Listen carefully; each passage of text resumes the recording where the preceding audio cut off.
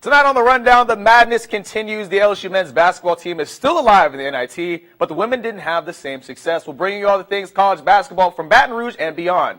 And Gym added senior night on St. Patrick's Day against Arizona. We'll hear from head coach Dede Bro and the seniors as we discuss what's in store for them later on. We've got lots to cover, so let's run it down.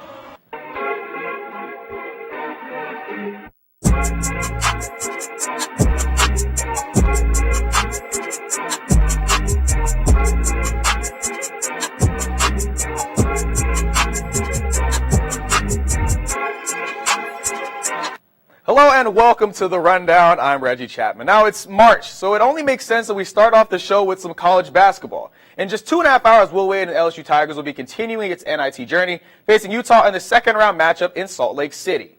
Both the Tigers and the Utes are coming off exciting home wins in their respective first round games. LSU defeated ULL 84-76 in a back and forth game, and Utah beat UC Davis 69-59. LSU's game against ULL served as the dropping of a proverbial match on a pile of gunpowder that had been simmering for almost a decade. It got heated. So much so, after a late LSU timeout, both coaches had to be physically restrained as it appeared ULL coach Bob Marlin was trying to start a physical altercation with Wade. The emotional ending in Marlin's pregame comments suggesting LSU was scared to schedule ULL sent Wade on a postgame tirade, which has gone viral. Coach, what shots did UL take at you? You've been under a rock? Specifically, Talking about, they should be playing at home, and let me explain this to you. Their RPI is higher than ours. All right. They also played the 213th strength of schedule. We had the 54th rated strength of schedule. We have 9 quadrant 1 and 2 wins. They have 1, but they take shots at that. They take shots at our gym. By the way, we have an arena, not a gym. They take shots at our arena, and all that sort of stuff, and that's just. That's not right. And we're not scared of anybody. We're not scared of anybody. Point blank, period.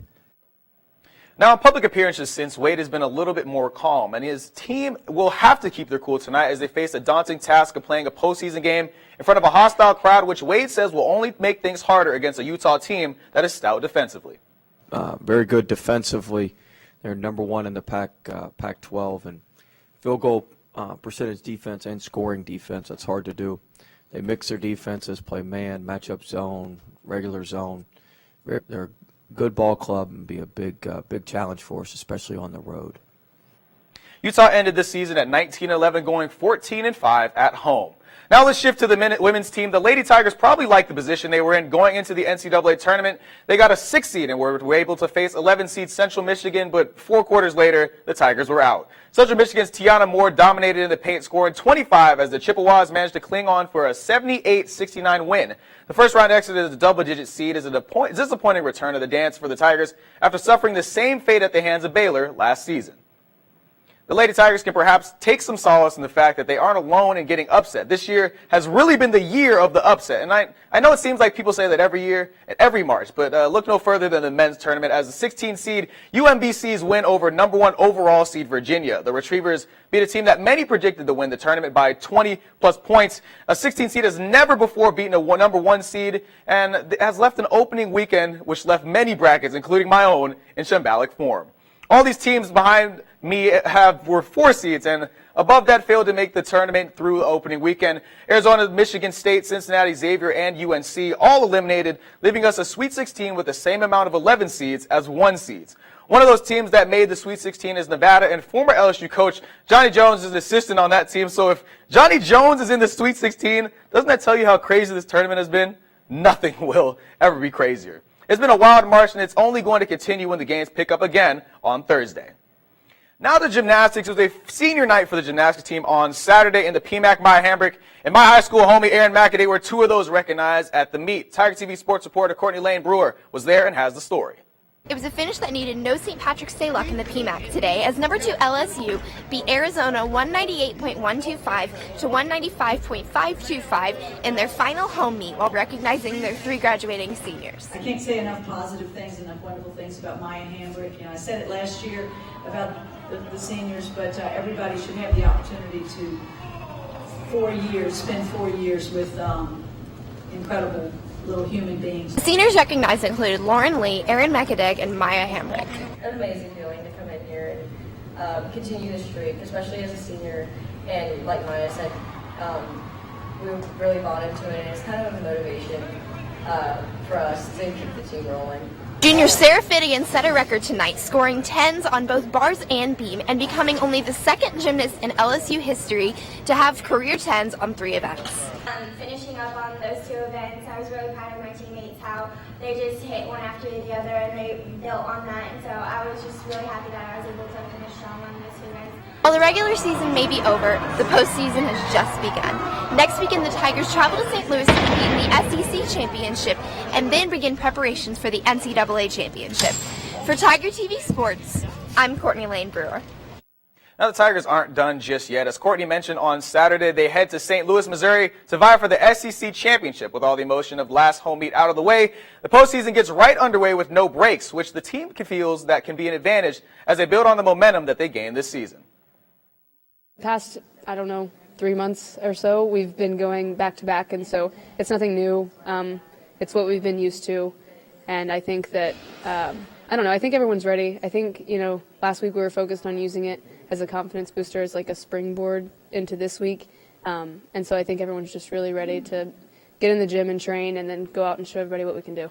We feel like, we're being as consistent as anybody in the country. You put the same judges out there and same set of equipment, same circumstances, and consistency will win. So it's, hitting the handstand, sticking the landings, the same thing it's been all season long. After the break, we head to the Diamond for LSU's SEC opening series against Missouri. Don't go anywhere. Welcome back to the Rundown. Now, after splitting the Friday and Saturday games, there was a rubber match between LSU and Missouri yesterday. Tiger TV sports reporter Lily Fontenot is here and has more for us. Lily? Thanks, Reggie. After an hour-long rain delay, the sun finally came out to play, and so did the Tigers. LSU clinched their first SEC series win after defeating Missouri 7-5 on Sunday afternoon. Once the rain cleared up, Missouri got the early lead with 2 runs at the top of the first. But LSU quickly came back to score the next 7 runs with dominant pitching by freshman Mikhail Hilliard, who set his career-high 6 strikeouts. He's got ice in his veins, that kid. I know what kind of confidence that he possesses because I've been around him long enough to know his personality. I mean, he does it the way you're supposed to do it. A lot of inner self-confidence, and it's pretty unflappable, and he kind of raises his game when he gets in difficult jams. People always coming up to me saying, I love how you're so composed on the mound and you never get rattled when you get hit. And I just look at it as, I got to make that pitch better, or I gotta hit that spot more consistently. Sophomore center fielder Zach Watson also had a standout night, going 3 for 5 at bat with 2 RBIs. There's still a lot of improvement for everybody, but we came out of the win, so I'm excited. Up next, the Tigers will host Tulane this Wednesday at 6:30 at the Box. We'll have more rundown after the break. Welcome back to the show. Now, it was reported that former LSU and NBA player Glenn Big Baby Davis was arrested February 7th in Maryland with a reported 126 grams of marijuana and a briefcase of $92,000 cash. Now, he was arrested and indicted on 7 counts of drug possession and distribution, but, he took to his Instagram account in a now deleted video, which is nothing short of legendary. Take a look.